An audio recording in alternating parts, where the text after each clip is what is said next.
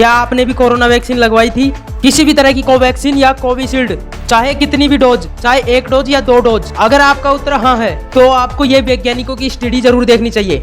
दरअसल आपने खुद ने एक चीज नोटिस की होगी कि जब से 2020 से कोरोना वायरस आया है, लोगों को कोरोना की वैक्सीन लगाई गई, उसके बाद से हमारे देश में मौतों की संख्या का आंकड़ा ज्यादा बढ़ गया और खास करके युवाओं की हार्ट अटैक से होने वाली मौतों की संख्या काफी बढ़ी, राइट। और कई बार हमें ये देखने को मिला कि इन बढ़ती हुई मौतों की संख्या और हार्ट अटैक के आरोपों को कोरोना वैक्सीन पर थोपा जा रहा था। तो आखिरकार हमारे देश के खुद स्वास्थ्य मंत्रालय की तरफ से यह फैसला लिया गया कि क्यों ना इस पर असल में रिसर्च कराई जाए और लोगों के सामने इसका सच लाया जाए। तो आखिरकार आज इस रिसर्च के नतीजे सामने आ चुके हैं। क्या कोविड-19 वैक्सीन का हार्ट अटैक से सीधा कोई संबंध है? खुद ICMR और एम्स की स्टडी में इसका खुलासा हुआ है। ICR का मतलब Indian council of medical research और all India institute of medical science. AIIMS की स्टडी में प्रमाण देते हुए, यानी बाकायदा सबूत देते हुए, स्वास्थ्य मंत्रालय ने तो ये बयान भी जारी किया जिसमें उन सभी सवालों के जवाब मिल चुके हैं कि आखिर अचानक हो रहे हार्ट अटैक से कोविड वैक्सीन का कोई लिंक है कि नहीं। आखिरकार अचानक हो रही मौतों की असली वजह क्या है, कोरोना वैक्सीन या फिर कुछ और? स्वास्थ्य मंत्रालय ने स्टडी रिपोर्ट के मुताबिक इस बात का खुलासा किया है। तो चलिए देखते हैं कि आज जो एम्स और ICMR की जो लेटेस्ट स्टडी सामने आई है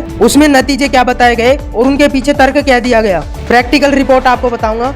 उससे पहले तो स्वास्थ्य मंत्रालय की तरफ से ये स्टेटमेंट आज दिया गया कि हार्ट अटैक से होने वाली मौतों का कोविड वैक्सीन से कोई संबंध नहीं है और इस प्रयोग में 18 से 45 साल के लोगों पर स्टडी की गई। कोविड के बाद अचानक से हुई इन मौतों की स्टडी में ICMR ने खुद ये दावा किया आज कि वैक्सीन से इसका कोई संबंध नहीं है। आखिरकार आप कैसे मानोगे कि ये दावा सही है? इस दावे में कितनी सच्चाई है और ये दावा जो किया जा रहा है इसके पीछे प्रैक्टिकल वैज्ञानिक कारण क्या है, तर्क क्या है? तो चलिए इसके लिए मैं आपको ये पूरी स्टडी विस्तार से समझाता हूँ।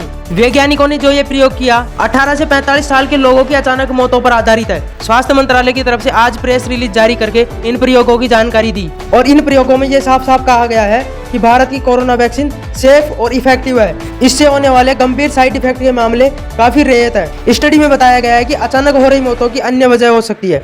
वैसे आपकी जानकारी के लिए बता दूं कि भारत में कुल 2 कोविड वैक्सीन विकसित हुई थी। भारत बायोटेक ने ICMR के सहयोग से कोवैक्सीन का निर्माण किया था और वहीं सीरम इंस्टीट्यूट ऑफ इंडिया ने ब्रिटिश कंपनी एस्ट्राजेनेका के फॉर्मूले से कोविशील्ड कोरोना वैक्सीन बनाई थी, राइट।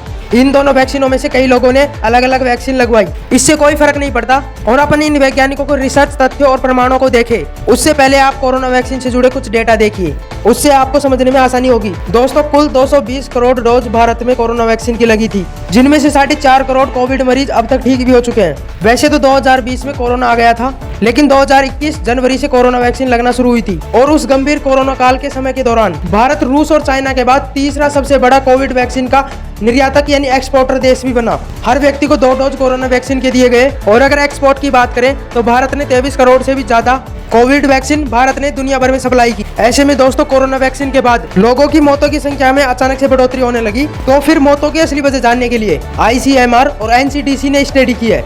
ICMR का मतलब तो आप समझ गए होंगे, Indian council of medical Research organization, जबकि NCDC का मतलब है नेशनल कोऑपरेटिव डेवलपमेंट कॉर्पोरेशन। तो इन दोनों ऑर्गेनाइजेशन ने मिलकर कोरोना के बाद हो रही अचानक मौतों की वजह समझने के लिए यह एक्सपेरिमेंट करवाया। इसके लिए 2 रिसर्च स्टडी की जा रही है। जो पहली रिसर्च स्टडी है वो पिछले डेटा पर आधारित थी और जो दूसरी है वो रियल टाइम इन्वेस्टिगेशन से जुड़ी हुई है।